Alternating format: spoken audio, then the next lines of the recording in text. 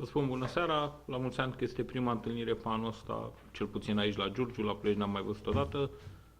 Înaintea startului oficial în 2017, așa cum știți, mâine întâlnim ASEA Târgu Mureș, antrenorul echipei noastre, Marius Șumudică, unul dintre noi veniți în această iarnă la echipă, Sergiu Buș, în fața noastră. Șumi, câteva cuvinte despre meciul de mâine, apoi dacă sunt întrebări. Da, bună ziua! Referitor la meciul de mâine, este un meci ca oricare altul. Îl așteptăm cu nerăbdare, începem sezonul, sperăm într-o victorie. Dacă aveți întrebări, vă stau la dispoziție. Să mă întrebăm despre play-off. Cât de aproape vă considerați de îndeplinirea acestui obiectiv? La un punct. E greu? Nu pot să vă dau detalii de genul ăsta, că nu sunt în măsură să vă spun ce se va întâmpla. Vom vedea pe parcurs. Cu cine credeți că vă veți lupta pentru accesul în play-off? Ce echipă din primele 6 credeți că e mai probabil să depășiți? Nu pot să-mi dau seama, fiindcă marea majoritate dintre ele au cam pierdut jucători. Și atunci nu pot să vă spun și, să fiu sincer, nici nu mă interesează cu cine mă lupt. Păreți așa că am supărat ce ați ajuns în seară și păreți supărat. Dacă vreți să vorbim de fotbal, cu cea mai mare plăcere. Ați apucat să vorbiți cu cei din conducerea clubului, pentru că știm că ați avut așa o perioadă destul de tensionată în ceea ce privește relația dumneavoastră cu cei din conducere. Cât de mult afectează această tensiune dintre dumneavoastră și conducere atmosfera în echipă? Pe mine nu mă afectează cu nimic, nicio discuție, n-am niciun fel de problemă. Din moment ce vin la antrenament, pregătesc echipa, la jocuri, n-am niciun fel de problemă.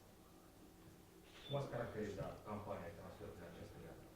A plecat Alibec, au venit alți jucători, sunteți pe plus sau pe minus? Cum vă considerați? Vedem la sfârșitul campionatului dacă suntem pe plus sau pe minus. Faptul că a rămas aici Budescu, vă dă așa un plus de încredere. Este un jucător foarte bun, care ni l-am dorit cu toții și sper să ne ajute în continuare ca și ceilalți și la sfârșit să ne bucurăm împreună. Mai departe, tot așa, jocurile vor demonstra. Lipsa de comunicare dintre dumneavoastră și conducerea afectează în fel echipa. Eu n-am nicio lipsă de comunicare, eu comunic doar cu Dani Coman. Mai departe, mă opresc. El se ocupă de fotbal și atâta tot. Echipa nu este afectată, joacă, va juca și mâine, sperăm să ne îndeplinim obiectivele. Mai multe n-am ce să vă spun. Legat de Budescu, am văzut Alibec de treabă astăzi că a vorbit cu Budescu și Budescu a spus că regretă că n-a venit la Steaua sau că îi pare rău că n-a ajuns. Întrebați-l pe Budescu. Alibec a ajuns să poate și banderola de capitan la Steaua, este a slăbit 5 kg. Vă bucurați pentru el?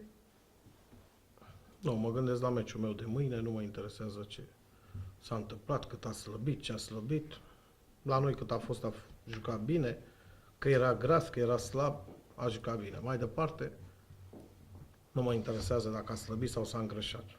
Să dea Dumnezeu să fie sănătos și să joace la fel de bine cum a făcut aici. Sergiu, că este lângă dumneavoastră un atacant diferit de Alibec. Care credeți că sunt diferențele de stil de joc? E un jucător tânăr, un jucător care a venit într-un grup bun, sperăm să se integreze cât mai repede. Nu pot eu să fac acum caracterizări și să stau să-l caracterizez pe Sergiu să-l compar, de fapt, cu Alibec. Sunt doi jucători diferiți. Vom vedea, să dea Dumnezeu să aibă o perioadă bună, la fel cum a avut-o, să ajute echipa. S-a deschis astăzi dosarul penal împotriva arbitrilor care au oficiat și la meciul echipei dumneavoastră în Natalia. Veți colabora în caz că veți fi solicitat să Ce să vă știți ce s-a întâmplat, să dați informații, să... Dacă mă cheamă cineva, voi colabora. De ce să nu colaborez? Dar nici nu știu ce aș putea eu, ce să spun. Nu mă interesează. Sunt probleme care mă depășesc și n-am eu treabă cu arbitrii sau cu... E treaba lor. Cum îți aștepți așa doar.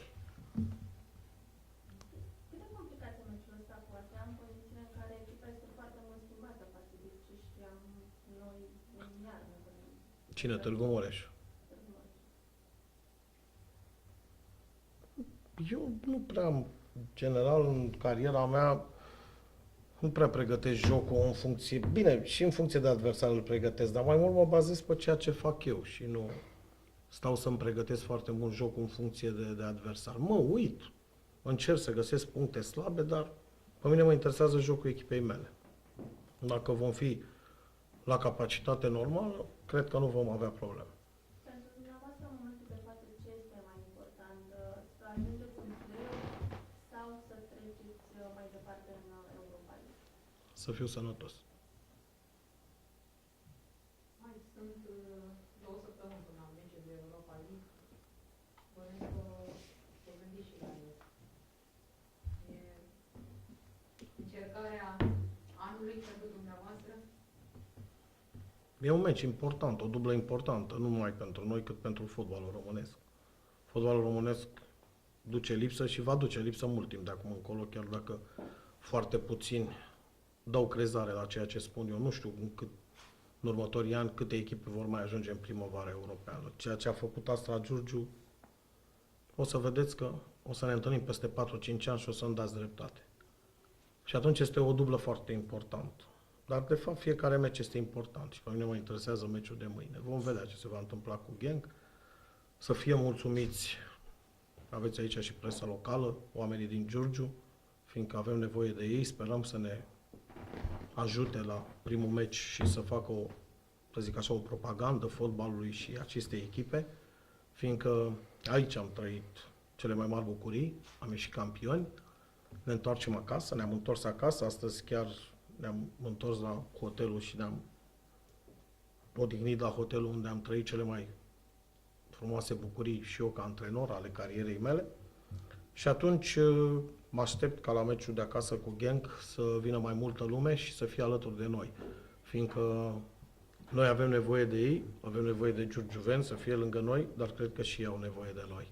Și atunci această simbioză cred că ar duce la o calificare istorică, cel puțin pentru fotbalul românesc, pentru oraș, pentru mine ca antrenor, pentru jucători, pentru fiecare, ar fi ceva extraordinar. Ar valora cât campionatul această, dacă treceți mai departe? Deja a valorat. Calificarea în primăvara europeană este mai mult decât am câștigat campionat. Și mă opresc aici, nu vreau să comentez mai mult. Eu dumneavoastră că vorbiți mai mult cu Dani Coman când spuneți conducerea Astrei. Dani, ce vă spune în legătură cu faptul că sunteți chemat la Comisia de Disciplină, să vă gândiți la ce aveți de făcut la echipă, trebuie să mergeți la comisie?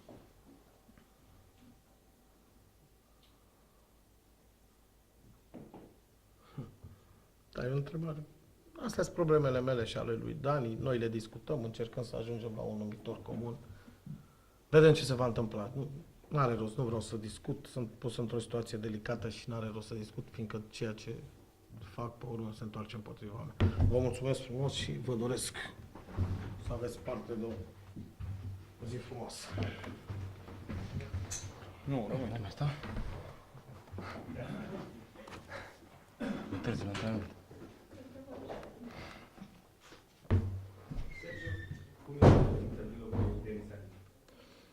Cu riscul de a mă repeta, nu am considerat când am ajuns aici că o să vin în locul lui. Într-adevăr, el a jucat foarte bine pentru Astra, a ajutat echipa, au câștigat campionatul, mă bucur pentru el, însă eu am venit să joc și să-mi fac datoria. Cât de mult a contat faptul că echipa e calificată în cupele europene?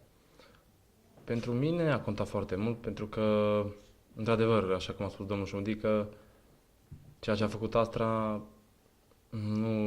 puțin credeau în primăvara europeană. Uite că s-a ajuns aici și de ce să nu ne gândim că putem să trecem mai departe. Cum te-ai integrat în familia asta? Că toată lumea spune că e așa o familie. Da, într-adevăr, este un grup chiar foarte, foarte ok.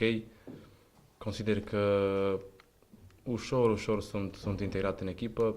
Îi cunosc pe majoritatea jucătorilor, îi cunoșteam și dinainte. Mă bucur că sunt o familie. Dar cum a fost că ai ajuns aici? Cu cine ai vorbit prima oară? Cine te-a dorit ceva? Cu cei de la Astra am mai vorbit și în trecut, însă nu s-a concretizat nimica. Agentul meu, Bogdan Apostu, a finalizat, să zic, transferul. Eu am avut o situație mai delicată la Sheffield Wednesday, nu am jucat și mi-am dorit ca să mă întorc și să joc iar. Cum e Liga a doua din Anglia? Poți da mai multe informații? Acum s-a transferat un român, Adipov, acolo. Da, mă bucur pentru el. Este foarte, foarte frumos să joci în Anglia în special. Probabil fotbalul este mai greu, mult mai diferit față de România.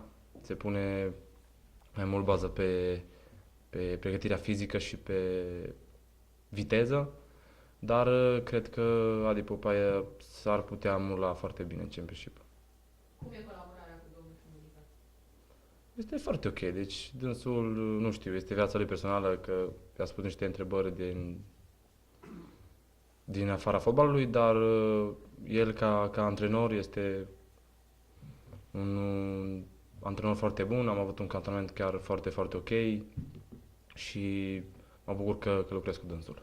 În vestiar, voi nu simțiți, nu știu, această tensiune dintre conducere și antrenorul Marius Șumudică? Sincer să fiu, nu cred că simțim, pentru că domnul Șumudică nu ne include în problemele dânsului sau conducerea nu are nicio treabă cu noi. Noi ne antrenăm și ne gândim la meciul de mâine, să zic Deci așa. e mai vesel de obicei, nu așa afectat precum în seara aceasta. Da, este mai vesel, știți cu toții că este mai vesel, mai entuziasmat, însă nu contează, noi ne gândim la meci și sperăm să câștigăm mâine. Sunt 5 etape în capitale. Simțiți această presiune? Nu neapărat, ne gândim probabil să jucăm bine și să câștigăm aceste 5 meciuri. Eu consider că avem o șansă chiar bună să ne calificăm și în play-off. Cu Budescu, cum te înțelegi în teren? Aștepți, așa cum îi servea pe Alibek, să te... Da, într-adevăr, este un jucător foarte, foarte important pentru noi. Un jucător foarte bun și îmi place foarte mult. Sper să mă înțeleg bine cu el pe teren.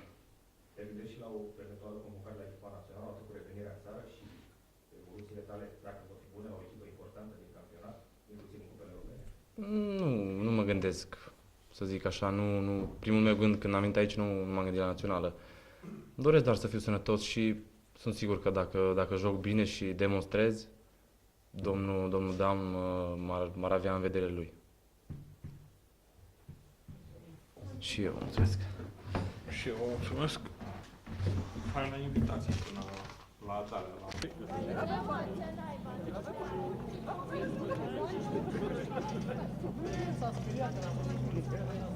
Mor eu. Să mor eu dacă nu te-ai pus.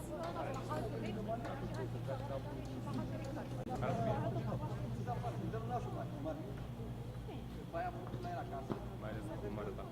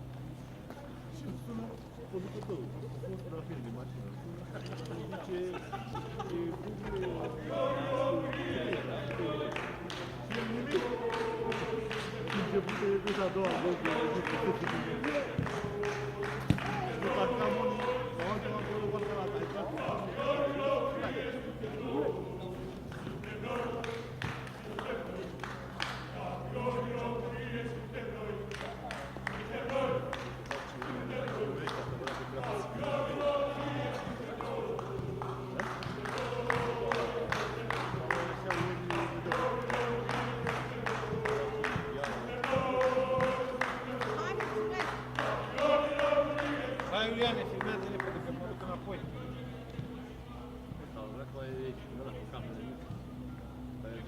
Corina, te-a sunat cineva? Cine e profilul? Ultimele 15 minute stăm, după care mă bagă la finalul celor 15 minute.